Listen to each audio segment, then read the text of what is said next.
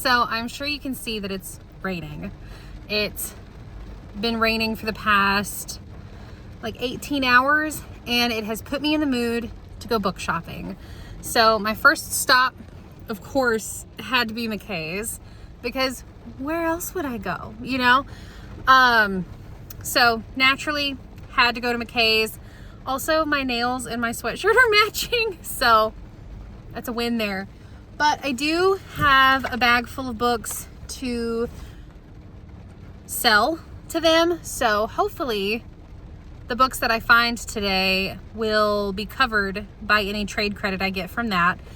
So I will see you all when I am out of McKays, and I'll show you what I got.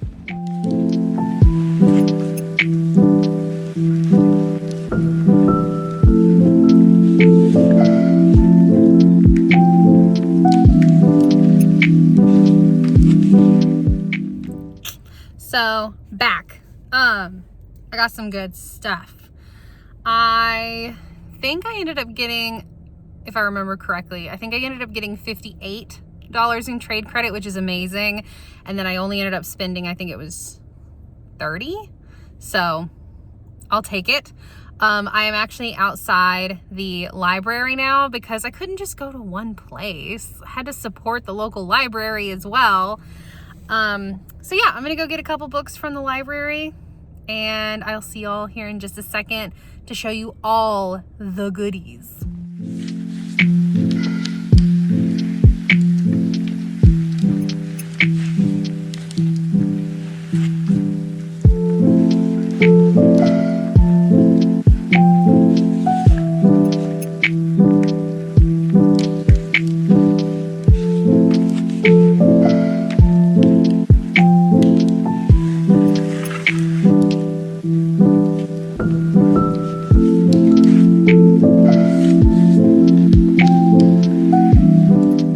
I did in fact choose this filming spot because you can see our Christmas tree, which is going down today. Or coming down? Going down. Coming down. It's coming down. It's not going down. Anyway. So I have a total of 1, 2, 3, 4, 5, 6, 7, 8, 9, 10, 11, 12, 13, 14, 15, 16, 17 books to talk about. So I will try really hard to be super fast. So the first grouping of books is going to be the books that I got from McKays. This first one is The Murder After the Night Before by Katie Brent. This says that something bad happened last night, but I can't remember a thing. My best friend Posey is dead. The police think it was a tragic accident. I know she was murdered. There's only one thing stopping me from dying of shame. I need to find a killer. This is by the same author that wrote How to Kill Men and Get Away with It. It sounds hilarious. And it was only $2.50. So I actually accidentally picked this one up because my order was not ready. It hadn't been processed yet. And I was just walking the shelves trying to spend a little bit of extra time so that they could get my order done. And this one, the spine jumped out at me because it was bright pink. But I'm really happy that I found it. I think it's going to be a good one. The next one is Knock Knock Open Wide by Neil Sharpson. This is basically a horror novel with like Celtic folklore undertones, or overtones, themes. But let me just read the back, or let me read a part. Knock Knock Open Wide weaves horror and Celtic myth into a terrifying, heartbreaking, supernatural tale of fractured family bonds, the secrets we carry, and the veiled forces that guide Irish life. So, I have actually read the first part of this before, but I was listening to it on audiobook, and it just did not, like, catch my attention then. I was also not reading horror at the time that I tried this. Now I am pretty regularly, so I definitely think I'm going to give this another shot, and I think I will enjoy it, hopefully. This next one was purely an impulse purchase, and that's Murder at the Holly House by Denzel Myrick.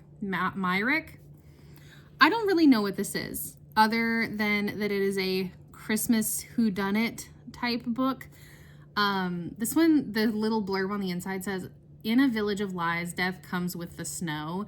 And then it says, "The quintessential slice of Yuletide murder mystery."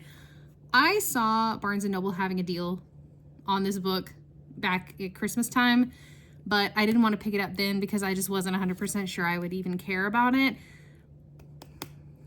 Saw it at McKays today, had trade credit, knew it was the correct time to pick it up, even though it is past Christmas time now, but it's fine. I picked it up anyway. This one sounds absolutely hilarious. It's Space Opera by Catherine M. Valente. I don't think it's any surprise that I have recently become obsessed with sci-fi and just like the inner workings of like a more niche sci-fi fantasy genre, which is the like kind of goofy, silly, irreverent side, which I love. This is no different. This is basically like if Eurovision was in space. It's once every cycle. I don't know what a cycle is, but once every cycle, all of the alien species get together to either sing, dance, or whatever the equivalent is with their body types and appendages, to see who is the best in the galaxy, until humanity accidentally crashes the party and has to participate. I think this is going to be absolutely hysterical. And honestly, this cover is gorgeous. So even if this was just a cover buy, like, I absolutely am excited to read this one. And then this last one, I don't know if I've talked about this in length on my channel ever, but the Hannah Swenson murder mystery series by Joanne Fluke was one of my grandmother's favorite series of all time. Like, if she didn't have anything else to read, she would just go back and read those books. But I watched her read them like all the time. So as an adult, I have decided to collect all of them so that then I can read them. And I know she's still publishing more. So at some point I will end up reading past the point that my grandmother did, but I feel like it's really important for me to read that series because that's the one that I remember her reading the most. I finally found a copy of the third book. This was published back in 2002. And the fact that I have not been able to find a copy of this until now without it being full price or like a crazy amount on Amazon, like they always sell for crazy amounts of money. The first three do. The third one has been the hardest by far to track down. So the fact that I just randomly ran across this today and it was only $4.50, like this honestly was just so nice. And I'm so happy to finally have it. I have been hunting this book down for close to 5 years. And the fact that I finally have it in my hands means that I'm one step closer to actually reading this series in full and finally being able to check that off of my forever list that's been, really, it's been a thing ever since my grandmother passed away, but I started collecting these like a long time before that, but I wasn't really dead set on it until she passed away in 2020, so this is like extra special now that I have this in my hands. Okay, this next set is the ones that I got from the library. You saw a couple of them from when I was like pulling them on the shelves. 2 of them are from the same little series, and it's the Books and Biscuits series. Yeah, by Abby Collette, and it's Body and Soul Food and Soul of a Killer. These are like tiny little pocket books, and they're so cute. This is about fraternal twins, and they get separated at the age of 2, then they find each other again once they're adults, and they open a bookstore and soul food restaurant, and then chaos ensues when the sister's foster brother is found murdered. So they have to go and like solve little murder mysteries together. I think this is going to be a really magical little series for me. It actually kind of reminds me of a more updated version of the Joanne Fluke series. So I think my grandmother would have really liked these, so I'm interested to see if I do. Okay, so this next one is by Mur Lafferty, and it's Station Eternity. This, on the front, it says, nobody ever believes murders just happen around Mallory Veridian. Not at first, anyway. This is just another sci-fi. I'm addicted to sci-fi right now. It's about Mallory. She, unfortunately, finds murder everywhere she goes. And when you're in a book or when you're on TV, it's charming. But when it's happening in real life, like, it kind of becomes a little suspicious. So she tries to take refuge on a space station that has recently started allowing human visitors. Not long after Mallory gets there, aliens and humans alike start dying. So she has to try and figure out how to clear her name and stop the murders from happening. I think this sounds hilarious. Also, it's called the Midsolar Murders, and it makes me think Midsummer Murders, which if it's anything like that, I know I'm just absolutely going to adore. This one I don't really know a whole bunch about. It's The Murders in Great Diddling by Katrina Bivald. And it's about this little tiny town called Great Diddling. And it sounds like a quiet little idyllic town until crazy things start happening. I kind of want to go into this blind. I don't want to know a whole lot other than it says uplifting, charming, and laugh out loud funny. The Murders in Great Diddling is a celebration of the life-changing magic of books and the people who love them. So that's really all I want to know. This is also a lot bigger than I realized. It's like almost 400 pages. So not a whole lot of like cozy murder mysteries end up being that big, but I'm hoping that this one's a good one and that it absolutely just flies. And then the last one, I could not tell you what it's about because the part that actually tells you what it's about is covered up by the library sticker. But based on some of the blurbs on the back, well, first of all, this is a House of Rust. Don't have a clue how to pronounce the author's name. She is apparently an African woman. I am not going to disrespect her by trying and failing to pronounce that. So a couple of these say, this is an adventure story, yes, but also a thoughtful consideration of the questions that once introduced into adolescence follow us the rest of our lives. Her writing is imaginative and poetic, bringing us to a wrenching heart of Asha's coming of age. A glorious sea-infused debut, this is a novel as much about a young girl's learning to trust her own courage as it is about loyalty, faith, and family. A riveting read. I think this sounds delightful. And honestly, I don't read very many like original African writers.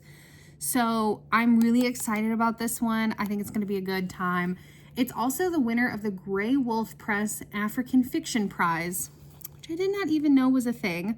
So that's extra exciting. Now this last stack.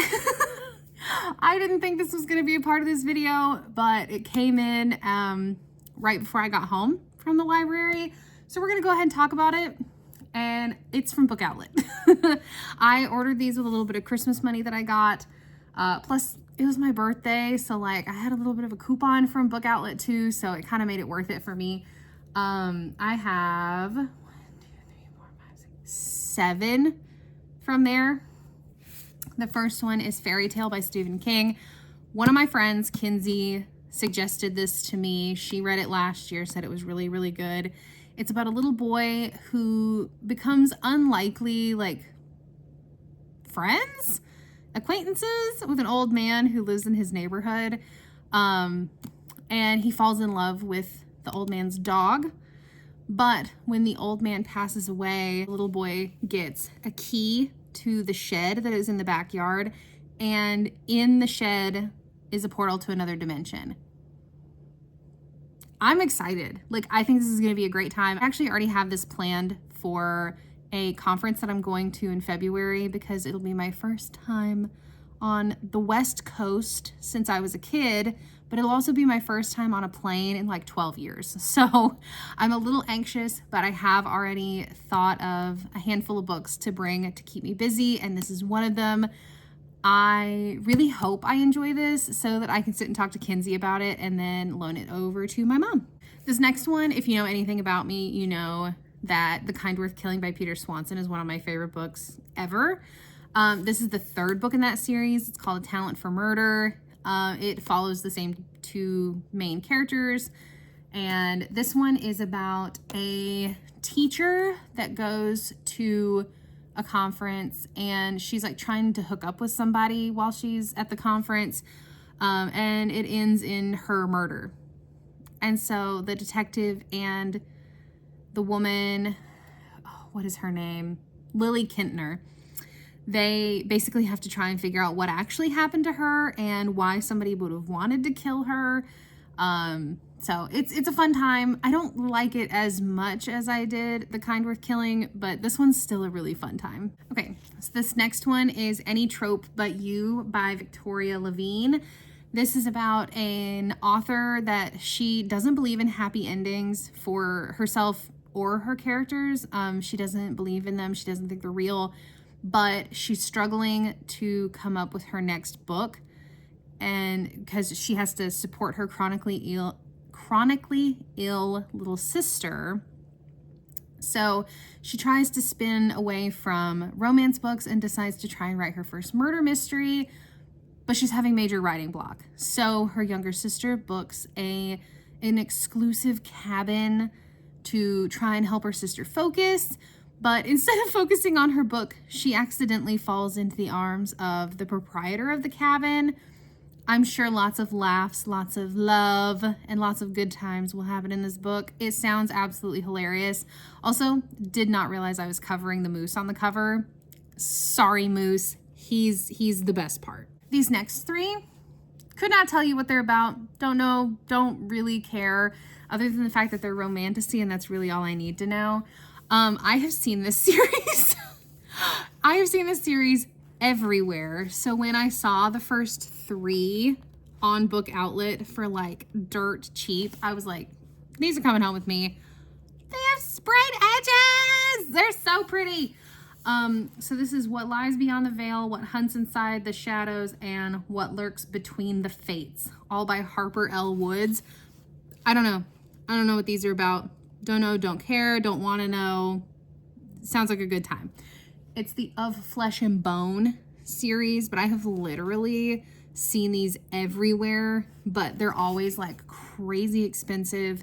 So this was my only opportunity to actually be able to read them and not break the bank, because my library does not have copies of these, which I think is really, really unfortunate. Okay, and then this last one, first of all, did not realize this was a female author, which I'm super excited about.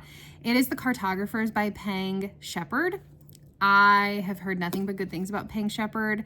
I think the book that I've heard the most about is, I think it's called All of This and More. The Book of M is another one. I've not heard as many things about that one, but this is about a girl named Nell. Her father is her own personal hero up until he embarrasses her by fussing at her about a map to a cheap gas station highway map. But when her father is found dead in his office, Nell starts to investigate, and she realizes that this seemingly very cheap map is actually incredibly important, and someone is hunting down everyone who has copies and killing them. So Nell has to get to the bottom of it. I am so excited about this. This sounds exactly the right amount of like imaginative and nerdy and speculative that I've been craving, and I'm so excited to read this. Although so I bought this on Book Outlet for like $4 or $5. I saw this at McKays today for $2 and I wanted to cry, but that's okay because I had never seen this at McKays before, and so I really thought this was going to be my only chance to get a copy of this. So I went ahead and took it, and I don't regret spending a couple extra dollars for it. So yeah, that is my little quick book haul. I am super excited to read all of these. I was gonna try and pick them all up, but I don't think I can. Not without knocking you all off the very precarious place that you all are actually being balanced right now by a hairbrush. So if that doesn't tell you how unstable my life is right now, I don't know what does. Okay. Here is the book outlet stack. Here's the McKays stack. And finally, here's the library stack. So tell me which stack of books you all are the most excited to see me read, and I will see you all next time. Bye.